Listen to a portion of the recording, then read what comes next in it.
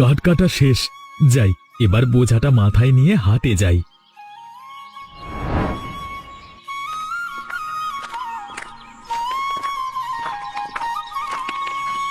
এই যে বাবা, শুনছো? আমাকে বলছেন? হ্যাঁ, তোমাকেই বলছি। তুমি আমার ছেলের বয়স, তাই তুমি করেই বললাম, রাগ করনি তো?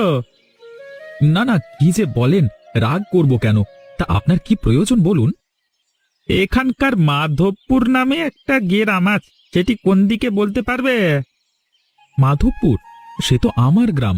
ওই যে দেখছেন মেঠো পথ, ওদিক দিয়ে সোজা চলে যান। তারপর একটা শুকনো নদী পাবেন, সেটি পার হলে একটি মাঠ, তারপরেই আমাদের গ্রাম। ধন্যবাদ বাবা, আমি তবে যাই। হ্যাঁ, না না না না, এভাবে তো আর থাকা যায় না। গাছে পাতা নেই, নদীতে জল নেই, বৃষ্টি যে আসবে তারও সম্ভাবনা নেই। এভাবে কি আর থাকা যায়? একদম ঠিক বলেছেন মোড়ল মশাই। এমন গরমে ঘরেও থাকতে পারছি না, বাইরেও যেতে পারছি না। আর কৃষিকাজের কথা নাই বললাম, সব তো শিখে উঠেছে। মনে হয় এবার এ গ্রামটি ছাড়তে হবে। এরে কোথায় যাব বলুন তো? এখানকার জায়গা জমি বিক্রি করে যে অন্য জায়গায় বাড়ি কিনবো সেই উপায়ও তো নেই। কে কিনবে এই পোড়ামাটি?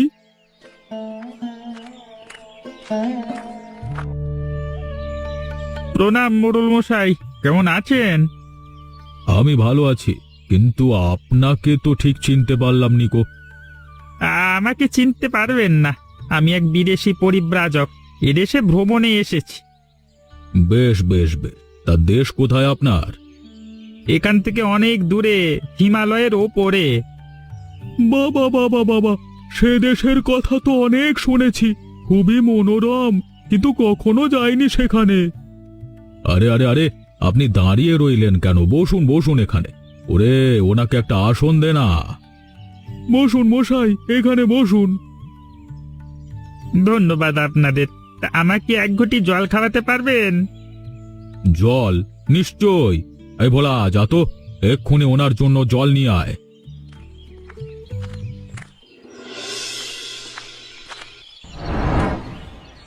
এই নিন মশাই, এই আপনার জল। কিন্তু এই জলটা এরকম ঘোলা কেন? এই জল আপনারা খান? হ্যাঁ, এখন এটাই খেতে হচ্ছে। গ্রীষ্মকাল তো, কোথাও জল নেই। গ্রীষ্মকালে জল পাওয়া যায় না? গরমে নদী নালা শুকিয়ে যায় নাকি? আর বলবেন না মশাই, এখন আমাদের গ্রামে সব কালই গ্রীষ্মকাল। সেই যে কবে গরম শুরু হয়েছিল, এরপর সারা বছর গরম থাকে। মাঝে মধ্যে দু এক পশলা বৃষ্টি হলে হয়, না হলে এরকম শুকনোই থাকে। বুঝেছি, কঠিন সমস্যা। হ্যাঁ মশাই, এই সমস্যায় আমরা সবাই জর্জরিত। এখান থেকে রেহাই পাওয়ার কোনো উপায় নেই। কত জ্যোতিষীর কাছে গেলাম, কিন্তু কেউ একটু বৃষ্টি কিংবা শীত এনে দিতে পারেনি। উপায় থাকবে না কেন? অবশ্যই উপায় আছে। উপায় আছে? বলেন কি, আপনি জানেন কিছু? হ্যাঁ, আমি সেই উপায় জানি। তো কি উপায় সেটি আমাদের বলুন না, বিনিময়ে আপনি যা চান তাই পাবেন। একদিনে সেই উপায়ের কথা আপনাদের বলা যাবে না। যদি এই গরমের হাত থেকে বাঁচতে চান, তবে কিছুদিনের জন্য আমাকে আপনাদের গ্রামে আশ্রয় নিতে হবে। নিশ্চয় নিশ্চয়, আপনি যতদিন ইচ্ছে ততদিন আমাদের গ্রামে থাকুন। গায়ের এক পাশে আমার একটা ঘর আছে, সেখানে আপনি থাকতে পারবেন। আর খাওয়া দাওয়া নিয়ে চিন্তা করবেন না, আমার স্ত্রী দুবেলা খাবার পাঠাবে। রান্না বান্না নিয়ে আপনাদের চিন্তা করতে হবে না, আমি নিজেই রান্না করতে পারবো। বেশ বেশ বেশ বেশ, তাহলে এখন উঠুন, আপনাকে আমার বাড়িটি দেখিয়ে দিয়ে আসি। হ্যাঁ গো, শুনছো? আজকে গাঁয়ে এক অতিথি এসেছে। অতিথি? বলো কি, কার বাড়িতে অতিথি আসলো? কারো বাড়িতে নয় গো, গাঁয়েই অতিথি এসেছে। গায়ের অতিথি? আরে, তোমার কথার মাথা মুন্ডু কিছুই তো বুঝতে পারছি না গিন্নি। কি হয়েছে খুলে বলো তো। শুনো তবে, আজ বিকেলে এক লোক হঠাৎ গাঁয়ে হাজির হয়। সে নাকি আমাদের গাঁয়ের গরম সরিয়ে ঠান্ডা নিয়ে আসতে পারবে। বলো কি, জাদুকর নয় তো? না তো, সেরকম কিছু মনে হয়নি। গেঁয়ো পোশাক পরা ভদ্রলোক, জাদুকরের মতো অদ্ভুত পোশাক তো ছিল না। ও, এতক্ষণে চিনেছি। ওই লোককে তো দুপুরে আমিও দেখেছি। তুমি দেখেছো? সে কি? কোথায়? জঙ্গলের ধারে গিন্নি, গায়ের আসবার পথ জিজ্ঞেস করলো আমার কাছে। ও, এই কথা। উনিই তাহলে সেই লোক। মোড়লের পুরনো বাড়িতে উঠেছে। তিনি বিরাট পণ্ডিত। সব সমস্যার সমাধান আছে তার কাছে। এই গরমের সমাধানের জন্য কাল সকালে সবাইকে তার বাড়িতে যেতে বলল। ঠিক আছে গিন্নি, যাবক্ষণ। যদি তিনি এই তীব্র গরম দূর করতে পারে তবে অবশ্যই যাব।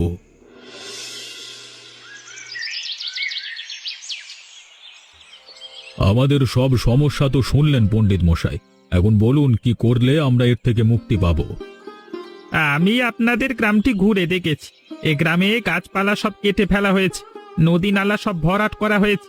গাছের অভাবে বৃষ্টি হচ্ছে না, আর জল না থাকায় ঠান্ডাও আসছে না, তাই এত গরম।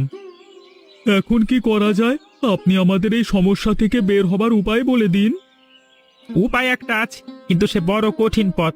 বছরের পর বছর পরিশ্রম করবার পর তোমরা আগের গ্রাম্য জীবনে ফিরতে পারবে। সেখানে আবার গাছপালা নদী নালা থাকবে। এত গরম তখন আর থাকবে না। আমরা আপনার কথায় রাজি আছি পণ্ডিত মশাই। বলুন আমাদের কি করতে হবে? হ্যাঁ হ্যাঁ, বলুন না কি করতে হবে আমাদের। কালকে থেকে কাঠ কাটা বন্ধ করে গাছ লাগাতে হবে। কাঠ না কাটলে খাবো কি? আমাদের যে এটাই পেশা, বাপদাদা থেকে কাঠ কেটে আসছে।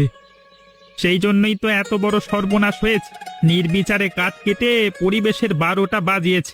এখন গাছ লাগিয়ে পরিবেশের ভারসাম্য রক্ষা করতে হবে। গাছ যে লাগাবো, জল কোথায়? জল ছাড়া কি এই গরমে গাছ বাঁচবে? সে উপায় আমি বাতলে দিচ্ছি। তোমাদের জন্য আমি একটি গভীর কুয়ো খনন করে দেব।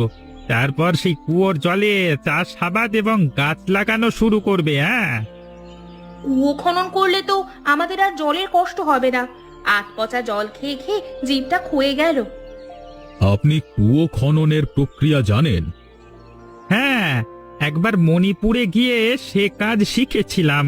আমি কুয়ো খনন করলে সেখানে জল থাকবে সারা বছর, এবং সেই জল হবে খুবই সুমিষ্ট। তাহলে আমরা আপনার কথায় রাজি আছি। আজকে থেকে কাঠ কাটা বন্ধ করে চাষাবাদ শুরু করব। কেবল কাঠ কাটা বন্ধ করলেই হবে না, অন্যদেরও এই কাজ থেকে বিরত রাখতে হবে। সেই নিয়ে আপনি ভাববেন না।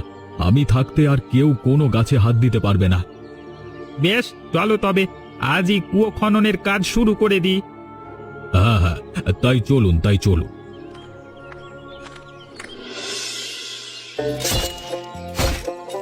কিরে তপন, আর কত খুঁড়বি?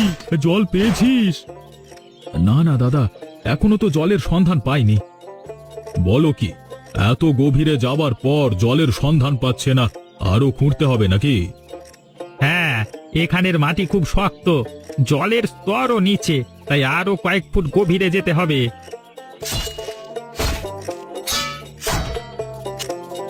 ও পণ্ডিত মশাই, জল পেয়েছি। সত্যি জল পেয়েছো? ওগো, একটা বালতি ফেলবো, একটু জল তুলে দিবে? না না, এই জল খাবার যোগ্য নয়। আরে তোমাদের আরো গভীরে যেতে হবে, তাহলেই সুপেয় জল পাওয়া যাবে। হ্যাঁ, আরো গভীরে বলেন কি? হ্যাঁ বাবা, ভালো কিছু করলে কষ্ট করতেই হবে। সারা বছর জল খাবি আর গভীরে যেতে পারবি না, তা কি হয়? ঠিক আছে মোড়ল মশাই, আমি আরো মাটি খুঁড়ে গভীরে যাচ্ছি। ওগো, তাড়াতাড়ি খোঁড়ো, আমার যে আর তর সইছে না।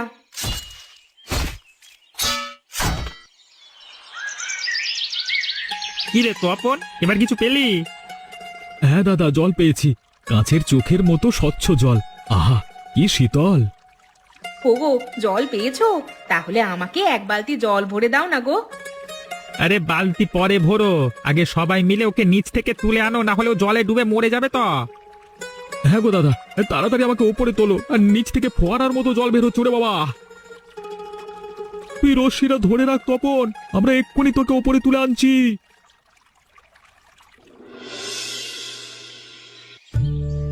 আহা, কি মিষ্টি কুয়োর জল! খেয়ে একেবারে প্রাণ শীতল হয়ে যাচ্ছে। হ্যাঁ গিন্নি, যতই কুয়োর জল খাচ্ছি ততই খেতে ইচ্ছে করছে। এমন সুস্বাদু জল আগে কখনো খাইনি। কেবল জল খেলে হবে না বাবা, কাজও করতে হবে। হাতে অনেক কাজ বাকি। হ্যাঁ, হ্যাঁ হ্যাঁ, আজকে থেকে গ্রামে ও পাশের জঙ্গলে গাছ লাগাতে হবে। সে গাছ বড় হলে তবে না পরিবেশ ঠান্ডা হবে। সে আমাদের মাথায় আছে মোড়ল মশাই, আমরা এক্ষুনি গাছ রোপণ করতে বের হব, কিন্তু গাছ যে লাগাবো, বীজ কই?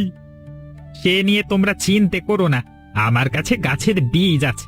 বীজ একবার মাটিতে লাগালে খুব দ্রুত চারা গজায়, বড় হয় খুব তাড়াতাড়ি। বেশ বেশ, তবে দিন আমাদের সেই বীজ, আমরা আজই তা লাগিয়ে আসছি। এই নাও বীজ, আজকে এগুলো জঙ্গলের দক্ষিণ প্রান্তে লাগিয়ে আসবে, তারপর একে একে অন্য জায়গাগুলোতে যাবে। হ্যাঁ, ঠিক আছে পণ্ডিত মশাই, আমরা তবে যাচ্ছি। এই যে দাদা, আমি গর্ত করে দিলাম, তুমি এবার এখানে বীজ রাখো। রাখলাম বীজ, এবার তুই মাটিটা ঢেকে দে। ও দাদা, আজকে অনেকটুকু জায়গায় বীজ লাগিয়েছি, কি বলো? হ্যাঁ রে, থলের বীজ প্রায় শেষ। এই বীজগুলো থেকে গাছ হলে একেবারে জঙ্গলটি সবুজ হয়ে যাবে, তখন আর গাছের অভাব হবে না। কাঠেরও অভাব হবে না দাদা, এই কাঠ বিক্রি করে আমরা অনেক ধনী হয়ে যাব। চুপ কর তপন, এই কাজ করে গায়ের হাল কি হয়েছে দেখেছিস তো? তোদের কজন কাঠুরের জন্য সবার পস্তাতে হচ্ছে, আর কখনো যদি গাছেতে হাত দিস না, তবে বিপর্যয় থেকে আমাদের কেউ বাঁচাতে পারবে না। না না দাদা, এ গরমে আমার শিক্ষা হয়ে গেছে, আর কখনো নির্বিচারে কাঠ কাটবো না। এই তো বুঝেছিস এতক্ষণে। আচ্ছা দাদা, তুমি একটা আওয়াজ পাচ্ছ কি? আওয়াজ তো পাচ্ছি, কাঠঠোকরা পাখি গাছের গায়ে গর্ত করছে। না না দাদা, এটা কাঠঠোকরা নয়, কেউ জঙ্গলে কাঠ কাটছে। বলিস কি রে, জঙ্গলে কেবল কয়েকটা গাছ, সেগুলো কেটে ফেললে কিভাবে হবে? মনে হয় রঘুবীরের লোক ওগুলো। চলো গিয়ে বেটাদের শায়েস্তা করে আসি। তাই চল। গাছটি দেখেছো দাদা, একেবারে আকাশে গিয়ে উঠেছে। হ্যাঁ রে, এটার বয়স হবে অনেক। তাহলে কাঠগুলো অনেক দামি হবে নিশ্চয়ই। দাম হবে বই কি, সোনার দামে বিক্রি হবে এর কাঠ। তবে আর দেরি কেন, চালা গাছে কুড়োল কেটে ফেল এক্ষুনি। এই কে রে, কে জঙ্গলে গাছ কাটে? আমরা রঘুবীরের লোক, কিন্তু তোরা কারা? এত বড় সাহস কি করে হলো আমাদের কাজে বাধা দেওয়ার? আমরা এ গায়ের লোক, এখন থেকে এই জঙ্গল এবং তার আশেপাশের এলাকায় গাছ কাটা যাবে না। গাছ কাটা যাবে না তুই বললি হবে নাকি? হ্যাঁ, এই জঙ্গল আমাদের, তাই আমরা যা বলবো তাই হবে। এখন ভালোই ভালো এখান থেকে বিদায় হ, না হলে তোদের মাথা আজকে ফাটাবো। কি আমাদের মাথা ফাটাবি? তবে রে, এই না প্রকাশ, এক্ষুনি ওদের সাথে ঝামেলায় গিয়ে কাজ নেই। চল, আগে কর্তাকে বিষয়টা জানাতে হবে, তিনি অনুমতি দিলে ওদের শায়েস্তা করব। তাই যা, গিয়ে বলবি যদি আর কখনো এই এলাকায় রঘুনাথকে দেখি তবে হাড়গোড় আস্ত থাকবে না। আমাদের জঙ্গলটি নষ্ট করে অনেক ক্ষতি করেছে ও। বেশ, চললাম আমরা। কে কার হাড়গোড় ভাঙে তার সময় হলেই দেখা যাবে। হ্যাঁ, কিরে তোরা আজকে খালি হাতে ফিরে এলি যে? কাঠ পাসনি জঙ্গলে? কিরে, এই পেয়েছিলাম কর্তা, কিন্তু তা আনতে পারিনি। আনতে পারিসনি কেন? কি হয়েছে কি? আজকে জঙ্গলে একটা বড় গাছ পেয়েছিলাম কর্তা, কুড়ুল নিয়ে সেটি যেই কাটতে গেলাম তক্ষুনি দুটো লোক এসে হাজির হলো। ওরা আমাদের গাছটি কাটতে দেয়নি। আমার লোকেদের বাধা দিয়েছে? ওর নামটা বল, আমি ওদের চিবিয়ে খাবো। কে সে বল? মাধবপুরের তপন আর সুখদেব। ও মাধবপুরের লোক ওরা এতক্ষণে বুঝেছে। ও গায়ে শুনেছি এক মহাপণ্ডিত লোক এসেছে, সে নাকি গায়ে গরম কমিয়ে এনে শীত এনে দিতে পারবে। কিরে, তা কখনো হয় না কি কর্তা? ও গায়ে তো সারা বছর গরম থাকে, ওখানে ঠান্ডা ফেরাবে কি করে? ওই যে আমাদের কাজে বাধা দিয়ে ওই পণ্ডিত লোক বলেছে গাছ কাটলে নাকি তাপমাত্রা বেড়ে যায়। গাছ কাটা বন্ধ হলে আমাদের কি হবে কর্তা? বউ বাচ্চা নিয়ে যে না খেয়ে থাকতে হবে। সেজন্য গাছ কাটতে হবে, আর যে গাছ কাটতে বাধা দেবে সবার আগে তাকে কেটে ফেলতে হবে। ঠিক আছে? একেবারে ঠিক বলেছেন কর্তা, কাঠের জন্য দরকার হলে খুনোখুনি করবো আমরা। হ্যাঁ, আজকে থেকে যে বাচ্চারা তোদের কাজে বাধা দেবে তাকে সরিয়ে দিবি। আর সাবধান, এভাবে খালি হাতে কেউ গাছ কাটতে যাবি না। রাতের বেলায় মুখোশ পরে অস্ত্র নিয়ে যেতে হবে, ঠিক আছে? যে যখন আসবে তাকে গুম করে ফেলবে, কেউ টের পাবে না। ঠিক আছে কর্তা, এখন থেকে আমরা তৈরি হয়ে ফিরবো। এখন যা, বাড়ি গিয়ে কালকে প্রস্তুতি নে।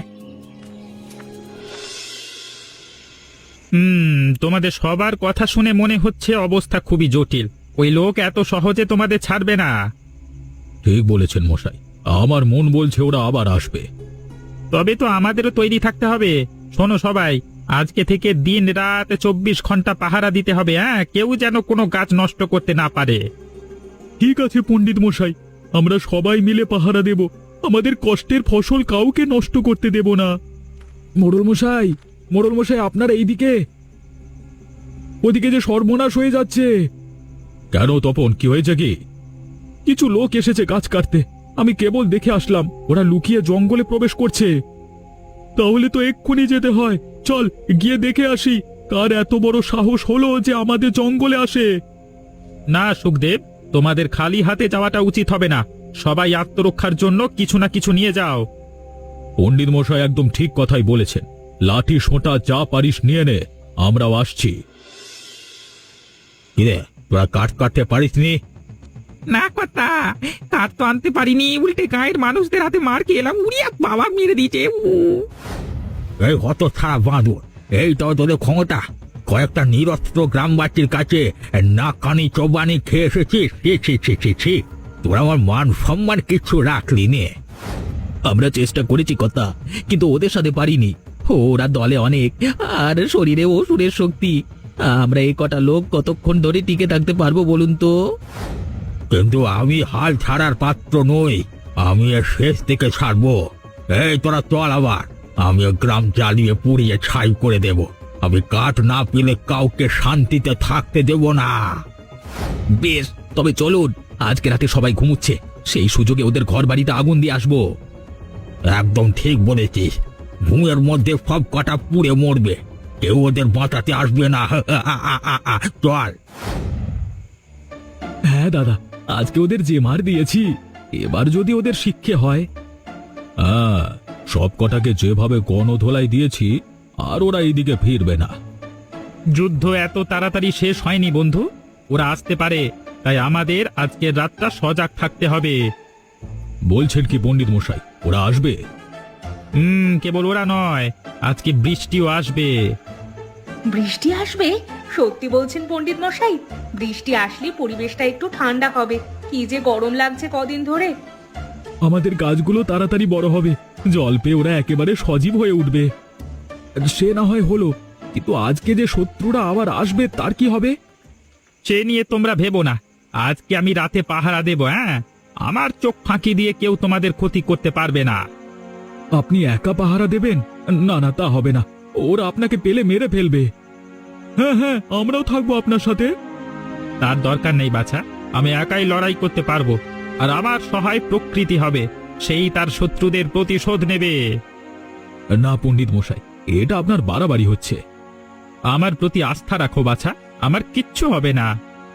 আমি জানি আপনি আমাদের কথায় টলবার লোক নন। একদিন আপনার সাথে থেকে এটাই বুঝেছি যে আপনার লক্ষ্য থেকে আমরা হাজার চেষ্টা করলেও টলাতে পারবো না। বেশ, আপনি যখন চাইছেন তখন পাহারা দিন, আমরা বাধা দেব না। এই তো বুঝেছো। এখন সবাই বাড়ি ফিরে যাও, আমি এখানেই আছি। ঠিক আছে পণ্ডিত মশাই, আমরা যাচ্ছি, তবে আপনি সাবধানে থাকবেন। আর কত দূর?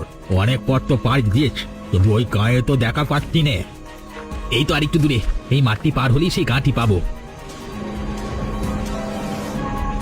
তাহলে তাড়াতাড়ি চল, আকাশের অবস্থা ভালো নয়, মেঘ জমতে শুরু করেছে। হ্যাঁ কর্তা, বহু বছর পর আজকে আকাশে মেঘের দেখা পেলাম, নিশ্চয়ই ঝড় হবে। দেখো দেখি কাণ্ডখানা, বলতে না বলতে বাতাস বইতে শুরু করেছে রে বাবা। এ বাবা, বাতাস তো, এ বাবা বিদ্যুৎ চমকাচ্ছে তো। বাবা গো, কেমন বজ্রপাত হচ্ছে দেখো, কানে একবারে তালা লেগে যাচ্ছে। উই বাবা, বাজ পড়লো। অবস্থা বিশেষ সুবিধের মনে হচ্ছে না। চলুন কর্তা, ফিরে যাই। না, আমি ফিরবো না। আজকে ও গা পুড়িয়ে তবেই কান্ত হব।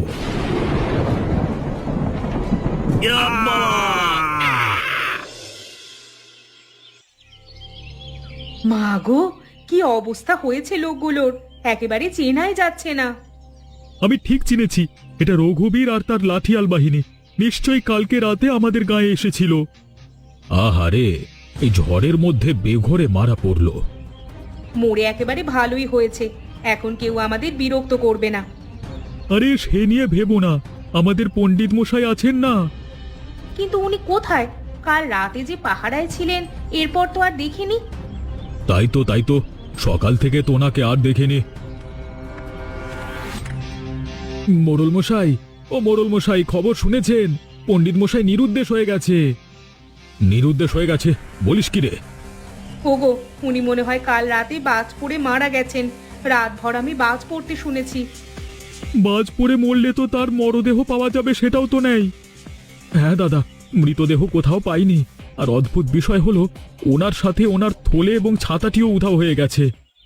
চল তো গিয়ে দেখি উনি কোথায় গেছেন। হঠাৎ লোকটা যাবে কোথায়?